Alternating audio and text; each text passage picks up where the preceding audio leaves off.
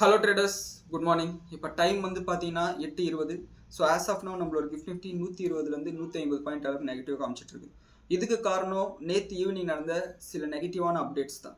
அது என்னன்னு பார்த்தோம்னா, நேற்று ஈவினிங் வந்து பார்த்தீங்கன்னா 3:30 மணிக்கு அமெரிக்காவோட வார்ஷிப்ஸ் வந்து ஸ்ட்ரெயிட் ஆஃப் ஹார்மஸ்குள்ளே போகுது. ஏன்னா நேற்று காலையில் தான் வந்து பார்த்தீங்கன்னா ட்ரம்ப் சொல்லியிருந்தாரு, ப்ராஜெக்ட் ஃப்ரீடம்னு சொல்லிட்டு ஸ்ட்ரெயிட் ஆஃப் ஹார்மஸில் இருக்கக்கூடிய கப்பல்களை எங்களோட வார்ஷிப்ஸை வச்சு வெளியில் கொண்டு வர போகிறோம்னு சொல்லிட்டு. இதுக்கு வந்து பார்த்தீங்கன்னா ஈரான் வந்து அப்படியெல்லாம் விட முடியாதுன்னு சொல்லிட்டு மத்தியானமே சொல்லியிருந்தாங்க. ஆனால் இதையும் மீறி அமெரிக்காவோட கப்பல்கள் வந்து உள்ளே போகும்போது வந்து பார்த்தீங்கன்னா ஈரானோட நேவி வந்து பார்த்தீங்கன்னா அடிச்சிருக்காங்க. ஈரானோட ஐஆர்ஜிஸ் வந்து அடிச்சிருக்காங்க. ஸோ இப்படி அடிச்சதுல வந்து பார்த்தீங்கன்னா 2 மிசைல்ஸ் அமெரிக்காவோட போர்க்கப்பல்கள் மேலே படுது. இப்படி பட்ட உடனே வந்து பார்த்தீங்கன்னா அவங்களுக்கு டேமேஜ் ஏற்படுது. இந்த நியூஸ் வந்த உடனே வந்து பார்த்தீங்கன்னா க்ரூட் ஆயில் வந்து $107 வந்து $114 போகுது. கிட்டத்தட்ட 7% அளவுக்கு இன்க்ரீஸ் ஆகுது. அண்ட் யூரோப்பியன் மார்க்கெட்ஸ் கிராஷ் ஆகுது. நம்மளோட கிஃப்ட் நிஃப்டி கிராஷ் ஆகுது. கோல்டு ப்ரைஸஸ் 1.5% அளவுக்கு விழுது. ஸோ அந்த அளவுக்கு ஒரு பேனிக்கை கிரியேட் பண்ணது காரணம் என்னன்னா, ஈரான் வந்து அமெரிக்காவை அடிச்சிட்டாங்க. பதிலுக்கு அமெரிக்காவும் ஈரான் அடிச்சாங்கன்னா என்ன பண்ணுறது அப்படின்ற ஒரு பயம் தான். ஆனால் கொஞ்ச நேரத்தில் வந்து பார்த்தீங்கன்னா அமெரிக்கா வந்து கிளாரிஃபிகேஷன் கொடுக்குறாங்க. இல்லை எங்கள் கப்பல்கள் மேலே எந்த விதமான டேமேஜும் ஏற்படலை அப்படின்னு சொல்லிட்டு சொல்கிறாங்க. ஓகே, அமெரிக்கா வந்து பிரச்சனை வேணான்றாங்க, இதுவே வந்து ஒரு நல்ல விஷயம் தான் சொல்லிட்டு மறுபடியும் வந்து பார்த்தீங்கன்னா எல்லா ப்ரைஸஸும் கூல் டவுன் ஆகுது. விழுந்த மார்க்கெட்லாம் ரெக்கவர் ஆகுது. ஆனால் கொஞ்ச நேரத்தில் வந்து ஈரானோட ஸ்டேட் மீடியா வந்து என்ன சொல்கிறாங்கன்னா, அட்டாக் நடந்தது உண்மைங்க, அமெரிக்கா போய் சொல்கிறாங்க, அவங்களுக்கு டேமேஜ் ஏற்பட்டது, அதுக்கப்புறம் வந்து பார்த்தீங்கன்னா அவங்க வந்து பின்வாங்கி போயிட்டாங்க அப்படின்னு சொல்கிறாங்க. ஒரு 5:45 வந்து பார்த்தீங்கன்னா அமெரிக்காவோட சென்ட்ரல் கமாண்ட் என்ன சொல்கிறாங்கன்னா, இந்த மாதிரி 2 அமெரிக்கன் மெர்ச்சன்ட் ஷிப்ஸ் வந்து பார்த்தீங்கன்னா நாங்கள் ஸ்ட்ரெயிட் ஆஃப் ஹார்மஸ்லேருந்து வெளியே கொண்டு வந்துட்டோம். அண்ட் எங்களோட கப்பல்களுக்கு பெருசாக வந்து பாதிப்பு ஏற்படலை. அண்ட் கல்ஃப் ரீஜியனில் வந்து பார்த்தீங்கன்னா நாங்கள் வந்து இந்த நேவியில் பயன்படுத்தக்கூடிய ஆன்டி மிசைல் சிஸ்டம் வந்து பார்த்தீங்கன்னா வச்சுருக்கோம். அதை வந்து பார்த்தீங்கன்னா ஸ்ட்ரெயிட் ஆஃப் ஹார்மஸ்க்கு நாங்கள் கொண்டு வரப்போம்னு சொல்கிறாங்க. மாற்றி மாற்றி மாற்றி மாற்றி பேசிகிட்டு இருக்காங்க.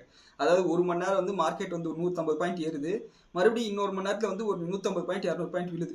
அதாவது ஒவ்வொரு மணி நேரத்துக்கு ஒரு அப்டேட் வந்து பார்த்தீங்கன்னா பாசிட்டிவாகவும் நெகட்டிவாகவும் கொடுத்துக்கிட்டே இருக்காங்க.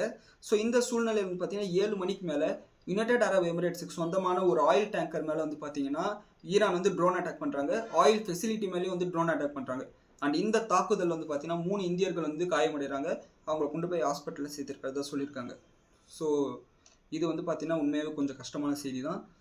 ஸோ இதுக்கப்புறம் வந்து பார்த்தீங்கன்னா யூரோப்பியன் மார்க்கெட் 1.25% அளவுக்கு நெகட்டிவாக முடியுது. அண்ட் அமெரிக்கன் மார்க்கெட் டே ஃபுல்லாகவே வந்து நெகட்டிவாக தான் இருந்தது.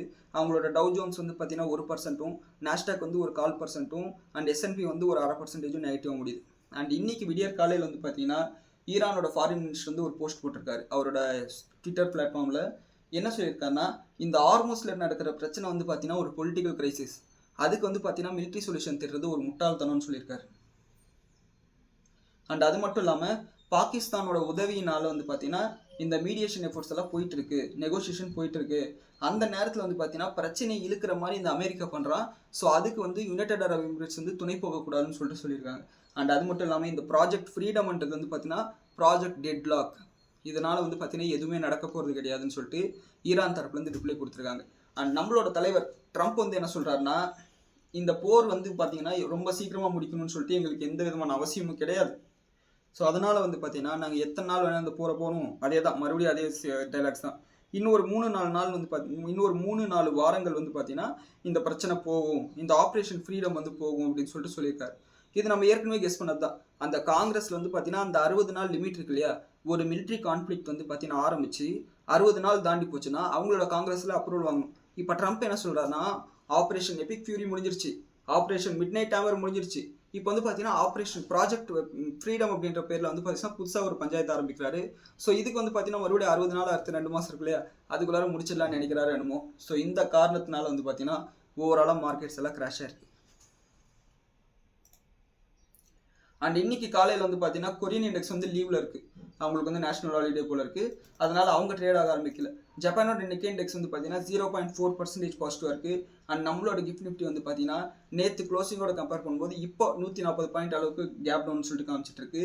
அண்ட் பிரெண்ட் க்ரூட் ஆயில் வந்து பார்த்தீங்கன்னா அதே இடத்துல $113 இருக்குது. அண்ட் கோல்டு வந்து பார்த்தீங்கன்னா $4,540 வந்து ட்ரேட் ஆகிட்டு இருக்கு. ஸோ இது வந்து பார்த்தீங்கன்னா ஒரு நெகட்டிவான விஷயம் தான் நம்மளோட மார்க்கெட்டுக்கு. அண்ட் இன்றைக்கி வந்து பார்த்தீங்கன்னா இதே மாதிரி தான் சீரீஸ் ஆஃப் அப்டேட்ஸ் வந்துகிட்டே இருக்கும். ஸோ இன்றைக்கி எக்ஸ்பைரி வேறுன்றதுனால பயங்கரமான மேனிப்புலேஷன் இருக்கும். பார்த்து கொஞ்சம் கவனமாக ட்ரேட் பண்ணுங்கள். முடிஞ்ச வரையும் ட்ரேடே பண்ணாதீங்க. இந்த பிரச்சனை முடியட்டும், நம்ம ஒரு மாதம் கழிச்சு கூட ட்ரேட் பண்ணிக்கலாம். முதல்ல கேபிட்டலை சேவ் பண்ணுங்கள், அதுக்கப்புறம் வந்து பார்த்தீங்கன்னா லாபத்தை சம்பாதிச்சுக்கலாம்.